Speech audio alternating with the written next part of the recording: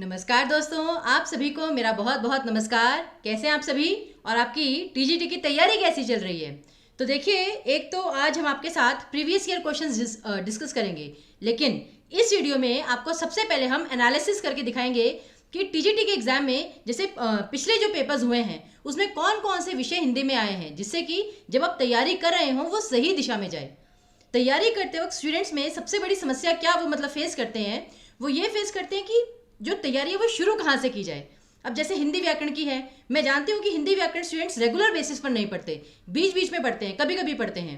तो जो चीज़ें आप रेगुलर नहीं, जैसे जीके वगैरह हो गई, वो तो आप मतलब डेली करते होंगे, अच्छे से प्रैक्टिस करते होंगे, लेकिन जो चीज़ें आप कभी कभी करते हैं, रेगुलर बेसिस पर नहीं करते हैं, उसके लिए आपको स्ट्रेटेजी पता होना बहुत आवश्यक है कि आपको पढ़ाई कहाँ से स्टार्ट करनी है, हिंदी की तैयारी प्रारंभ कहाँ से करनी है, या फिर केवल और केवल प्रश्न करने काफ़ी हैं।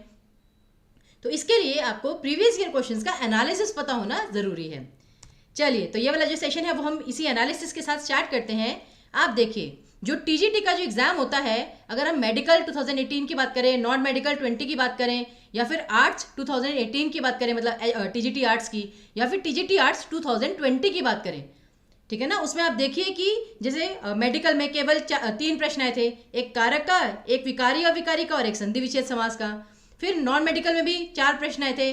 वो स्पष्ट भी है कि उसमें हिंदी व्याकरण के बहुत ही कम प्रश्न आते हैं, लेकिन सबसे जो मुख्य बात थी कि देखिए आर्ट्स में कितने सारे मतलब कि आते हैं, विविध विषयों से प्रश्न आते हैं, स्वर और व्यंजन आते हैं, मुहावरे, लोकोक्ति, वर्तनी, वाक्यांश के लिए एक शब्द, फिर आपका तत्सम तद्भव आ गया, फिर आपका हिंदी के शब्द प्रकार, हिंदी के शब्द प्रकार में आपका मतलब काफ़ी सारी चीज़ें आती हैं, रूढ़, यौगिक, योग रूढ़। और अगर आपने प्रैक्टिस नहीं किया रेगुलर बेसिस पर तो आई गेस ये चीज़ें मतलब हो सकता है नहीं हो आपके लिए। फिर पर्यायवाची विलोम शब्द से तो प्रश्न आना ही आना है, कुछ भी हो जाए, चाहे विकारी अविकारी शब्द और संधि विच्छेद समास। लेकिन देखिए, ये जो प्रश्न इतने कम आए हैं ना, 2020 में इनकी संख्या कितनी बढ़ गई थी, और इसीलिए ये एनालिसिस हम आपके लिए लेकर आए हैं। और ये सारे के सारे क्वेश्चन, जितने ये मैं आपको नंबर्स दिखा रही हूँ ना, सारे क्वेश्चन हम अभी इसी सेशन में डिस्कस करेंगे, जिससे कि आपको थोड़ा सा आइडिया लगे। अब जैसे देखिए, स्वर और व्यंजन के 3 प्रश्न पूछ लिए गए थे सीधे सीधे। पहले एक प्रश्न था 2018 में, और 2020 में सीधे 20 में सीधे 3 प्रश्न, मतलब सीधे ही जंप। फिर मुहावरे लोकोक्तियों से 2 प्रश्न, वर्तनी से 2 प्रश्न, वर्तनी मतलब स्पेलिंग्स। फिर आपका वाक्यांश के लिए एक शब्द से 1 प्रश्न, अच्छा, तत्सम तद्भव से 1 प्रश्न, उपसर्ग प्रत्यय से 2 प्रश्न, और बाकी देखिए पर्यायवाची विलोम शब्द से 3 प्रश्न, विकारी अविकारी, हिंदी भाषा के चिन्ह, उससे 1 प्रश्न आ गया था जो आज तक कभी नहीं आया था। तो इसीलिए कितने सारे जो विविध विषय हैं वो नए नए जोड़े जा रहे हैं, आप देख सकते हैं। 3 प्रश्न संधि विच्छेद समास से पूछे गए थे, और इतना ही नहीं, ये देखिए शब्द शक्ति से भी 1 प्रश्न पूछ लिया गया था। अब हो सकता है कि आपने शब्द शक्ति वाला विषय अभी तक पढ़ा ही ना हो, अभिधा शब्द शक्ति, लक्षणा, व्यंजना। और अगर आप इंटरनेट पे सर्च करने जाएंगे ना ये वाला टॉपिक की शब्द शक्ति, तो इतना डिटेल में, इतनी थ्योरी के साथ समझाया हुआ है, और ऐसे डिफिकल्ट एग्जाम्पल्स दिए हुए हैं कि मतलब आपका सिर ही चक्कर खा जाए कि ये भाई क्या हो रहा है, ये कितना बड़ा ऐसा टॉपिक है। लेकिन यकीन माने तो ये बहुत ही सिंपल सा टॉपिक है, 2 सेकंड में आपको समझ में आ सकता है। और ये क्वेश्चंस करते करते आप बिल्कुल चिंता मत कीजिए, हर क्वेश्चन हम आपको डिटेल में समझाएंगे। तो चलिए फिर प्रारंभ करते हैं ये नया सफर। सबसे पहले तो मेडिकल 2018 के जो पेपर आए थे, 3 क्वेश्चन आए थे जो आपके, फटाफट देख लीजिए। और अगर आपको आंसर आता है नीचे कमेंट बॉक्स में ज़रूर लिखते जाइएगा, और अगर आपकी किसी प्रश्न में कोई क्वेरी है वो भी आप ज़रूर डालिएगा, जिससे कि हम तो यहाँ पर बैठे ही हैं उसे सॉल्व करने के लिए, ठीक है। तो आप अच्छे से तैयारी कीजिए, आपकी जितनी भी क्वेरीज होंगी वो हम सॉल्व करेंगे। उसने फल खाया, इसमें कौन सा कारक है? अब कारक के लिए आपको कारक चिन्ह पता होने चाहिए। कर्ता ने कर्म को करण से, संप्रदान के लिए अपादान से, संबंध का के की अधिकरण में पर संबोधन है हरे। बस इतना सा चार्ट अगर आपको याद हो गया तो एक कारक का जो विषय है वो खत्म। बस इतना सा आपको ध्यान में रखना है। तो उसने फल खाया यानी कि फल को खाया, तो यहाँ पे आपका क्या कहते हैं, और उसने, चलिए एक ये भी चीज़ है कि उसने कौन सा कारक, यहाँ पर मेडिकल में उन्होंने ये उसने शब्द जो है कि उसने, यहाँ कर्ता पर फोकस है, तो इसलिए यहाँ पे कर्ता कारक इन्होंने करेक्ट ऑप्शन चूज किया था। मतलब ये आंसर्स भी हमने जो मैच करके जो पेपर में आंसर्स दिए गए हैं वो आपको बता रहे हैं। फिर देव जमा इंद्र, संधि विच्छेद से प्रश्न हो और मतलब ना हो, ऐसा हो ही नहीं सकता। तो देव जमा इंद्र। अब अगर आपने रेगुलरली हमारे मतलब जो सेशंस हैं वो अटेंड किए हैं, बीच में हमने जो गवर्नमेंट एग्जाम्स हैं उनकी सीरीज स्टार्ट की थी, बहुत सारे आपको व्याकरण के प्रश्न करवाए थे, तब हमने आपको बताया था कि जब भी अ आ के साथ ई का स्वर जुड़ जाता है, छोटी ई या बड़ी ई, तो वो आपका ठीक है ना क्या बन जाता है, अ ई के साथ ए। लेकिन अगर ई पहले आ जाए और बाद में कोई अन्य स्वर आ जाए तो वो य बन जाता है, यण संधि। तो ये भी एक छोटा सा चार्ट है, संधि को लेकर बच्चों में एक बहुत ही हवा होता है कि भाई कैसा टॉपिक है ये। ऐसा कुछ नहीं है, बस एक छोटा सा चार्ट याद करना है, that's it, it is more than sufficient. अब देव जमा इंद्र क्या होता है, देवेंद्र। देव जमा इंद्र, अ और ई मिलकर ए बन जाता है, तो ई का ए हो गया जो व के साथ आ गई, देवेंद्र आपका करेक्ट ऑप्शन आएगा। उसी प्रकार इनमें से सर्वनाम शब्द कौन सा है, सर्वनाम कौन से होते हैं जो संज्ञा के स्थान पर यूज होते हैं, तो जैसे मुझे, मित्रता, चंचल और खट्टा। अब यहाँ पे मित्रता जो है वो तो आपकी भाववाचक संज्ञा है, चंचल और खट्टा आपके विशेषण शब्द हैं जो किसी शब्द की विशेषता बतलाते हैं, लेकिन मुझे ये आपका सर्वनाम है, तो करेक्ट ऑप्शन आएगा आपका ए ऑप्शन। उसी प्रकार से अगर नॉन मेडिकल में जो 4 प्रश्न आए थे वो हम आपके साथ डिस्कस करें तो देखिए, तिरस्कार का संधि विच्छेद क्या है। ये भी अगर आपने हमारे सेशंस रेगुलरली देखे हों तो जहाँ पे श और स ये 3 वर्ण आधे या रिपीट हो जाए तो काफ़ी हद तक चांसेस होते हैं 95% कि वहाँ पे आपकी विसर्ग संधि आएगी। तो तिरस्कार अर्थात तिरह जमा कार, तो करेक्ट ऑप्शन आपका सी ऑप्शन आएगा। उसी प्रकार देवासुर, इसमें कौन सा समास है, समास हल करते वक्त आपको सबसे मेन चीज़ बस एक चीज़ याद रखनी है, 2 शब्दों को अलग करिए और उनके बीच का संबंध पता करिए। देवासुर, अब ये देवासुर में देव और सुर नहीं, देव और असुर हैं, देव और असुर, तो जहां पर भी और दोनों पद प्रधान हो जाए वहां पर आपका द्वंद्व समास होता है, तो करेक्ट ऑप्शन है आपका डी ऑप्शन। फिर चीता का पर्यायवाची कौन सा है, चीता, और देखिए पर्यायवाची शब्द पूछा गया है। अब गर्दभ जो होता है वो तो गधे को कहा जाता है, लेकिन चीते का पर्यायवाची होता है आपका चित्रक, और ये आपका वो भी हो सकता है जैसे कि इसका तत्सम शब्द, अगर आपसे चीते का तत्सम पूछ लिया जाए तब भी आपका करेक्ट ऑप्शन चित्रक होगा, तो ये आप याद रख सकते हैं। जैसे कि बाघ का व्याघ्र होता है, शेर का सिंह होता है, उसी प्रकार चीते का चित्रक होता है तत्सम। आगे देखिए, अस्ति नस्ति में पढ़ना, इस मुहावरे का अर्थ क्या है। मुहावरे लोकोक्ति भी परीक्षा के लिए बहुत ही महत्वपूर्ण विषय होता है जिसमें से हमेशा प्रश्न पूछा जाता है, तो ये तो आप जितना अभ्यास करेंगे उतना आपको पक्का होता रहेगा। तो अस्ति नस्ति में पढ़ने का अर्थ होता है दुविधा में पढ़ना, कि समझ में नहीं आ रहा क्या करें, मतलब दुविधा की स्थिति, तो इसलिए अस्ति नस्ति में पढ़ना मतलब दुविधा में पढ़ना। आगे देखिए, अब स्टार्ट होता है टीजीटी आर्ट्स के क्वेश्चंस, पहले 2018 के करेंगे फिर 2020 के करेंगे। तो देखिए, 8 आंसू रोना, इस मुहावरे का क्या अर्थ आएगा, और याद रखिए जो डिफिकल्टी लेवल है ऐसा नहीं बहुत ही ईजी क्वेश्चंस आ जाएंगे, कुछ क्वेश्चंस मीडियम लेवल के होते हैं लेकिन कुछ बहुत कंफ्यूजिंग हो जाते हैं। अब जैसे यही है 8 आंसू रोना, अब इसके ना विकल्प देखिए एक बार जरा आप, रोते रहना, चुप होकर रोना, फट फट कर रोना, या फिर फूट फूट कर रोना। तो अब यहाँ पर रोते रहना और फूट फूट कर रोना 2 ऑप्शन काफ़ी क्लोज ऑप्शन है, लेकिन 8 आंसू रोना का अर्थ होता है रोते रहना कंटिन्यूसली। अब इसमें इन दोनों में अंतर क्या था, देखिए फूट फूट कर रोना होता है कि चाहे आप 1 मिनट के लिए रोए लेकिन बहुत जोर के रोए, बहुत जोर के रोए, लेकिन 8 आंसू रोने का मतलब होता है कि आप रेगुलरली रो रहे हैं, आप लगातार रोते जा रहे हैं। तो दोनों में अंतर समझिएगा, बहुत महीन सा अंतर होता है, बहुत बारीक अंतर होता है, जो ये चीज़ आपको समझनी है। और इसी से एमसीक्यूज में, मतलब इसीलिए कहते हैं ना एमसीक्यूज आपके फायदे के लिए भी होते हैं लेकिन आपको हानि भी पहुंचा सकते हैं। आगे है निडर, इसमें कौन सा समास है, तो देखिए फिर समास का प्रश्न तो बहुत महत्वपूर्ण होता है। निडर, निडर का समास विग्रह होता है बिना किसी डर के, और ये आपका अव्ययी भाव समास होता है, बिना डर के। फिर है अदित्य का, अदित्य का विपरीतार्थक क्या है, तो ये एक बिल्कुल डिफरेंट शब्द था जिसका अर्थ था आपका उपत्य का, ठीक है, अदित्य का उपत्य का। फिर था जो प्रतिज्ञा भय को दूर करती है, आपने देखा होगा ना कि जैसे वो मैथोलॉजिकल सीरीज वगैरह देखते हैं कि बस तुम चिंता मत करो मैं तुम्हें अभय दान देता हूँ, वो अभय दान का मतलब क्या होता है कि अब तुम्हें किसी से मतलब कि डरने की जरूरत नहीं है, किसी से भयभीत होने की जरूरत नहीं है, आवश्यकता नहीं है, तो इसलिए जो प्रतिज्ञा भय को दूर करती है वो होती है अभय दान, तो इस चीज़ को याद रखिएगा। ओके, फिर तत्सम शब्द कौन सा है, इसके भी हमने आपको बहुत बार रूल बताए हुए हैं कि जैसे जहाँ पे आपके संयुक्ताक्षर आ जाए क्ष त्र ज्ञ श्र द्र द्व, या फिर आपके आ जाए री का स्वर जहाँ पर आ जाए, श षटकोण आ जाए, ण आ जाए, वहाँ पर आपके जो शब्द होते हैं वो अधिकतर तत्सम शब्द होते हैं।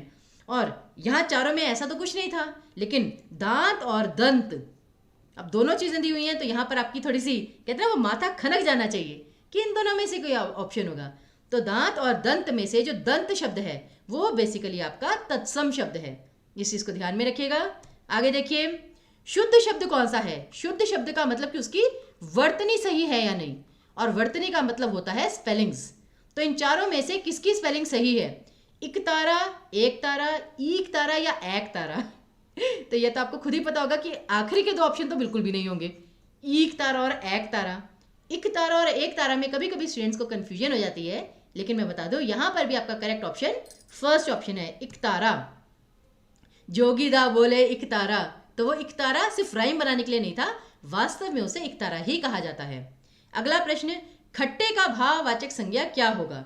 अब यहाँ पर कभी कभी स्टूडेंट्स खट्टापन लिख देते हैं, लेकिन जो खट्टापन है ना वो भी क्या कहते हैं कि आपका मतलब उतना सही नहीं रहता। खटाई जो होता है वो बेसिकली सही रहता है कि इस चीज़ में खटाई ज़्यादा हो गई, तो खटाई जो है वो आपका सबसे बेहतर विकल्प आएगा। फिर यौगिक शब्द कौन सा होता है? यौगिक शब्द योग से, जो दो शब्दों के योग से बना हो, दो शब्दों के जोड़ से बना हो। जैसे कि आप देखते हैं कि वरमाला, वर जमा माला, विद्यालय, विद्या जमा आलय, गौशाला, गौ जमा शाला, रसोई घर, रसोई जमा घर। तो उसी प्रकार से यहाँ पर कौन सा ऐसा शब्द है जो दो शब्दों से मिलकर बना है? वो है आपका शिवालय, शिव जमा आलय। तो करेक्ट ऑप्शन आएगा आपका सी ऑप्शन। लेकिन अब यहाँ पर देखिए जो डी ऑप्शन है वो भी तो दो शब्दों से मिलकर बना है, जलज, जल जमा ज, अर्थात जल में जन्मने वाला। और ये जलज जो है वो मोस्टली आपका कमल के लिए यूज होता है, और यही अंतर है आपका यौगिक और योगरूढ़ शब्द में। यौगिक शब्द वो होता है जो दो शब्दों के मेल से तो बनता है, लेकिन उन्हीं शब्दों का अर्थ मेन होता है, जैसे कि शिव जमा आलय, शिव का आलय। लेकिन जलज में दोनों ही शब्दों का अर्थ महत्वपूर्ण नहीं था, बहुव्रीहि समास की तरह कोई तीसरा अर्थ था।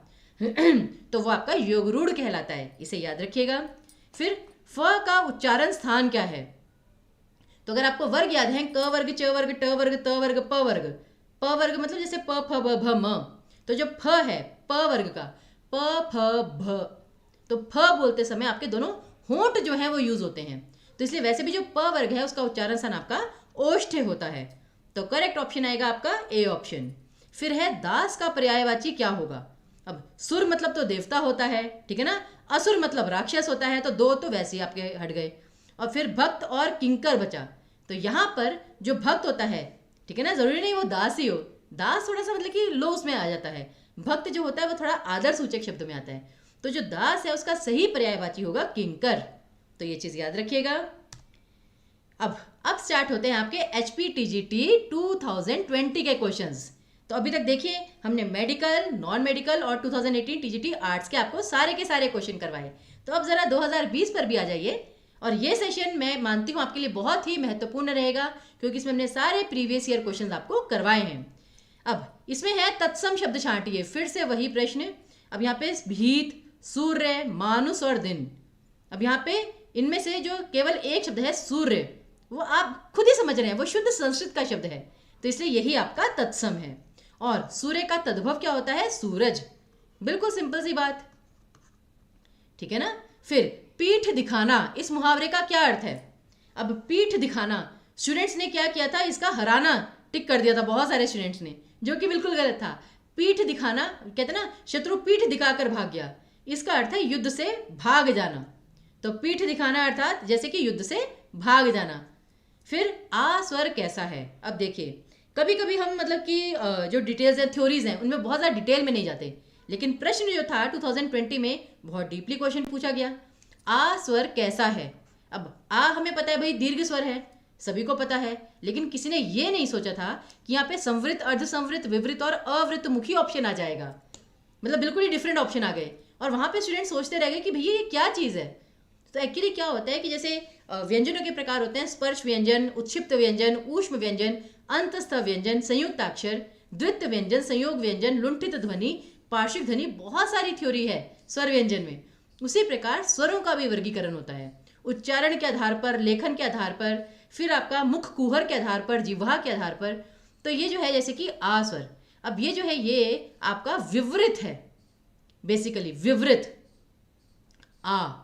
तो आ बोलते समय क्या होता है कि आपका जो मुख है वो पूर्ण रूप से खुल जाता है। विवृत का मतलब आप विस्तृत से लीजिए, ठीक है ना, विस्तृत कि आपका मुख जो है जब वो पूरा खुल जाता है तो वो आपका आ स्वर।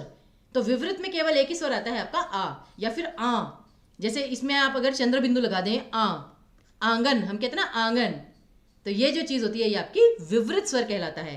और संवृत स्वर कौन सा होता है? जो बिल्कुल जैसे आपका मुंह बहुत ढका हुआ है वो बोलते हो, जैसे कि ई बिल्कुल मुंह जैसे काफी हद तक बंद है ना, ए ई, तो ये सारे आपके संवृत स्वर के अंतर्गत आते हैं। आगे देखिए, शब्द शक्ति के कितने प्रकार हैं? वैसे तो बहुत ही बेसिक क्वेश्चन पूछा गया था, थैंक गॉड इसके उदाहरण नहीं पूछे गए। तो शब्द शक्ति के कुल 3 प्रकार होते हैं। 3 प्रकार कौन से होते हैं आपके? अभिधा, लक्षणा और व्यंजना। अभिधा शब्द शक्ति क्या होती है? और ये शब्द शक्ति कि मतलब शब्दों में कितनी शक्ति है, शब्दों का महत्व क्या है। अगर मैं आपसे कहूँ मेरा नाम ईशा है, तो जो मैंने बोला उसका वही अर्थ है, साधारण सा अर्थ है, वो होती है आपकी अभिधा शब्द शक्ति। फिर आती है लक्षणा, जिसके ना तुम तो आज शेर बने घूम रहे हो। अब तुम शेर बने घूम रहे हो, इसका मतलब तुम शेर की कौन सी लक्षणों को मतलब अपना रहे हो, कि जैसे आज बहुत ही निडर होके घूम रहे हो या आज पूरा लीडर बन के घूम रहे हो। तो वो होता है कि शेर के कौन से लक्षण आपको दिख रहे हैं, जो कि आप कह रहे हैं कि आज तो तुम शेर बन के घूम रहे हो। और तीसरी होती है आपकी व्यंजना शब्द शक्ति। व्यंजना शब्द शक्ति क्या होती है कि आपने एक वाक्य बोला लेकिन सभी उसका अर्थ अपने अपने तरीके से निकाल रहे हैं। अब जैसे मैं कहूँ मेरा नाम ईशा है, 100 लोग हों, 200 लोग हों, करोड़ लोग हों, वो इस वाक्य का एक ही अर्थ निकालेंगे। लेकिन अगर मैं कहूँ आज तो मौसम बहुत गर्म है, अब सभी जो लोग हैं वो इसका भिन्न भिन्न अर्थ निकाल सकते हैं। जैसे कि मौसम बहुत गर्म है, मतलब वाकई में टेम्परेचर ज़्यादा है, या फिर ये हो सकता है कि घर में बहुत ज़्यादा लड़ाई हो रही है, कोई बहुत ज़्यादा गुस्से में, तो हम कहते हैं आज घर का मौसम बहुत गर्म हो रहा है। तो ये चीज़ होती है व्यंजना शब्द शक्ति।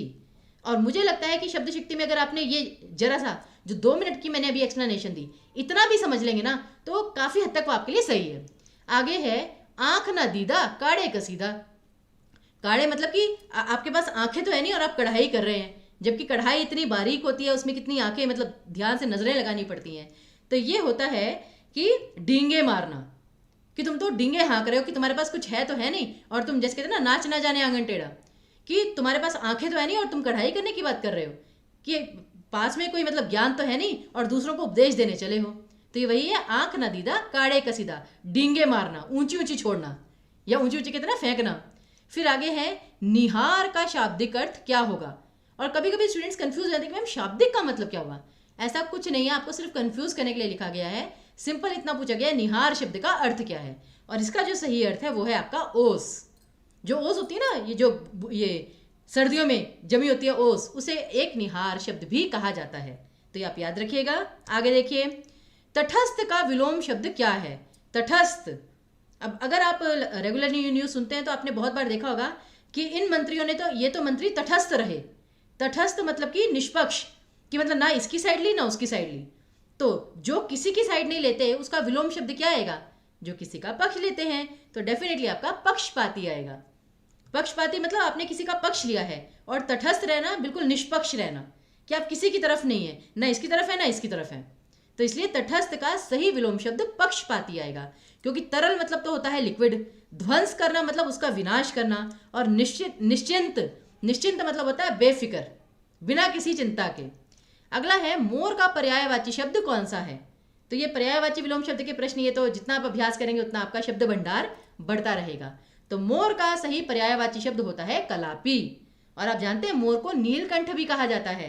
वैसे तो नीलकंठ सुनते ही हमें शिवजी महादेव जी की याद आती है, लेकिन मोर को भी कभी कभी नीलकंठ कह दिया जाता है। तो पर्यायवाची अनेकार्थी तो बहुत सारे हैं। फिर तिर्यक चिन्ह कौन सा है? अब जैसे आपने पूर्ण विराम सुना होगा, कॉमा को अल्प विराम कहते हैं, ये वाला जो साइन है इसे अर्ध विराम कहते हैं, ठीक है ना। फिर ये जो इज इक्वल टू है, ठीक है ना, ये आपका चिन्ह होता है, ये चिन्ह होता है जैसे ग्रेटर देन लेस देन का। लेकिन ये तिर्यक चिन्ह क्या होता है? C option. ये जो हम स्लैश डालते हैं ना कि हाँ ना में जवाब दो, हाँ स्लैश ना, तो ये जो स्लैश है जैसे कहते हैं ना तिरछी रेखा, वहां से आप याद रखिए तिरछी रेखा तो तिर्यक चिन्ह। तो करेक्ट ऑप्शन आएगा आपका सी ऑप्शन। तो ये कुछ कुछ ट्रिक्स हैं जिससे कि आप चीजें याद रख सकते हैं। तिरछी रेखा, तिर्यक चिन्ह। फिर आगे है जिसने ऋण चुका दिया हो। जिसने ऋण को चुका दिया है उसे क्या कहा जाता है? उऋण। तो करेक्ट ऑप्शन आएगा आपका ए ऑप्शन। तो ये चीजें याद रखिएगा। काफी सारे मतलब इसमें आप देख रहे होंगे हर विषय से, व्याकरण के हर विषय से प्रश्न है, और ये क्वेश्चंस करने से आपको पता चलेगा कि किस विषय की आपको कितनी जानकारी है। चलिए फिर से 5 प्रश्न देखिए। आ जन्म में कौन सा समास है? याद रखिए, जो भी शब्द आपका क्रिया विशेषण हो, जहां पर आपको लगे कि ये शब्द क्रिया विशेषण है ना, आंख बंद करके उसे अव्ययी भाव समास में चूज कर दीजिएगा। अब जैसे आजन्म, मैं आजन्म आपकी सेवा करूंगा, मतलब कि जन्म भर, तो ये जो है ये आपका कालवाचक क्रिया विशेषण है, तो ये आपका अव्ययी भाव समास का उदाहरण है। फिर मिठास में कौन सा प्रत्यय है? वैसे तो बहुत सिंपल है, और यहां पर स्टूडेंट छोटी सी गलती कर देते हैं। उन्हें लगता है मिठास में प्रत्यय का मतलब मिठ जमा आस, लेकिन ऐसा नहीं, मीठा जमा आस। मूल शब्द मीठा ही रहेगा, मीठा जमा आस, मिठास। तो करेक्ट ऑप्शन आपका बी ऑप्शन आएगा, मिठास। फिर अध्यक्ष में कौन सा उपसर्ग है? अब ये देखिए, उपसर्ग प्रत्यय के लिए आपको संधि भी अच्छे से आनी चाहिए, क्योंकि हम सभी को पता है अध्यक्ष कैसे बनता है, अधि जमा अक्ष, अध्यक्ष, और इसमें आपकी यण संधि आ जाती है, ठीक है ना, क्योंकि ई और अ मिलकर आपका, और ई के साथ अ नहीं, ई के साथ मतलब पहले ई आए और उसके बाद कोई भी भिन्न स्वर आए, वो आपका हमेशा यण संधि बनेगा, य बन जाएगा ई का, तो इसलिए अधि जमा अक्ष, अध्यक्ष। फिर आता है पावक का संधि विच्छेद। इसमें भी मैंने आपको बताया था, जैसे पावक, इसमें आपने दो चीजें नोट की होंगी, ये एक तो 3 अक्षरों का शब्द है प व क, और बीच वाला जो शब्द है वो व है। और अयादि संधि के यही 2 नियम होते हैं कि एक तो 3 अक्षरों का शब्द होना चाहिए और बीच में व या य होना चाहिए। तो जहां पर भी अय आए, अव या आव की ध्वनि आ जाए, वहां पर डेफिनेटली आपकी अयादि संधि है। तो पावक, आव जो है वो आपका औ से बनता है, तो ये क्या बन जाएगा, पौ जमा अक, क्योंकि व के साथ अ का स्वर है तो ये वक नहीं बनेगा, ठीक है ना, ये अक बनेगा, पौ जमा अक। तो करेक्ट ऑप्शन आएगा आपका बी ऑप्शन। अब यही अगर हम पौ की जगह पो ले लेते कि पो जमा, तो पता क्या बन जाता, वो बन जाता पवक। तो ये अंतर होता है। और फिर अगला है मनु जमा अंतर की संधि क्या होगी? मनु जमा अंतर, अभी अभी मैंने आपको बताया था कि जैसे ई के साथ कोई भी अन्य स्वर मिले, ठीक है ना, यण संधि में, तो वो य बन जाता है। उसी प्रकार अगर उ के साथ कोई भी अन्य स्वर मिले तो वो आपका व बन जाता है। तो यही चीज है कि आपका मनु जमा अंतर, अब उ के साथ अ मिला है तो वो व बन जाएगा, अर्थात न के साथ व जुड़ जाएगा। न के साथ अगर स्वर हटा दिया तो आधा न हो गया, तो मनवंतर, ये देखिए सी ऑप्शन बन जाएगा। तो ये है इसके पीछे का लॉजिक कि यण संधि में अगर उ के साथ कोई भी अन्य स्वर जुड़े तो वो आपका व बन जाता है। ठीक है जी, यहां तक सभी क्वेश्चन आपको क्लियर है? चलिए, और फिर से 5 प्रश्न जरा फटाफट से देख लीजिए। शुद्ध शब्द कौन सा है? शुद्ध अर्थात जिसकी वर्तनी सही है, तो वर्तनी केवल और केवल बी ऑप्शन की, बी नहीं, सी ऑप्शन की, सॉरी। देखिए, सबसे पहले आपकी जो प्रायोरिटी है वो हमेशा सी ऑप्शन होना चाहिए, जिसमें कि दोनों आधे ज हैं।